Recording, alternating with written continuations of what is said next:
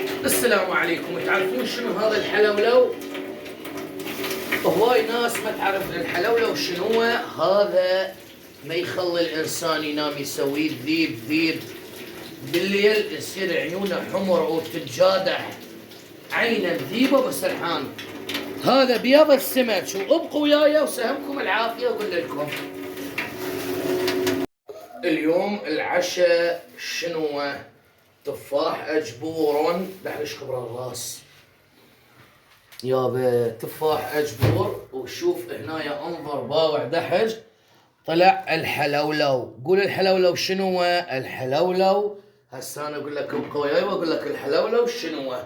ابقوا وياي. بسم الله الرحمن الرحيم. من قلب الحدث، تعرف شنو هذا الجمار؟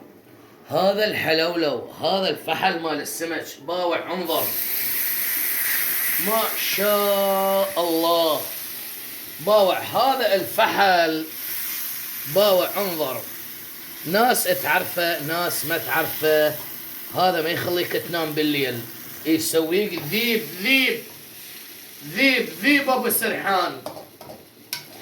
باوع هذا الحلولو ما يخليك تنام بالليل، يسويك ذيب.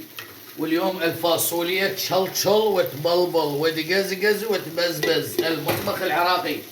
وطبعا تمان، واليوم دجاجون. وابقوا وياي اشوف لكم الحلولو اللي يسويك ذيب ذيب ذيب ذيب. بسم الله الرحمن الرحيم. اللهم لك صمنا، اللهم لك رزق، على رزقك افطرنا.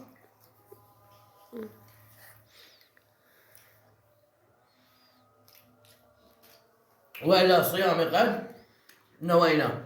اليوم حلولو يعني البيض مال السمك، يعني يسويك ذيب ذيب، عيونك حمر وما تنام للصبح تفطر.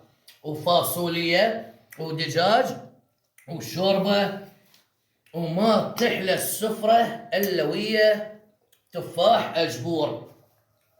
انتوا اليوم ايش فطرتوا؟ وسهمكم العافيه. بسم الله. شوف هذا الطريقة تكون بيض السمك. باوع انظر دحر. شوف هنا شوي تخلي نوع من الزلايط باوع، وتلزم التفاح هكذا، تلفها هكذا.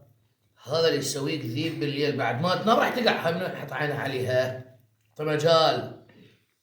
تريد بس تاكلها من عندي، تريد تصير ذيب قبل وتاكلها.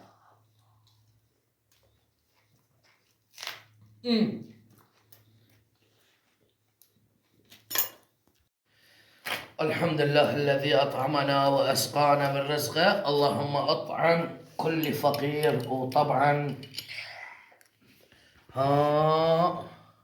شنو هاي؟ يعني ليش في شيء؟ اها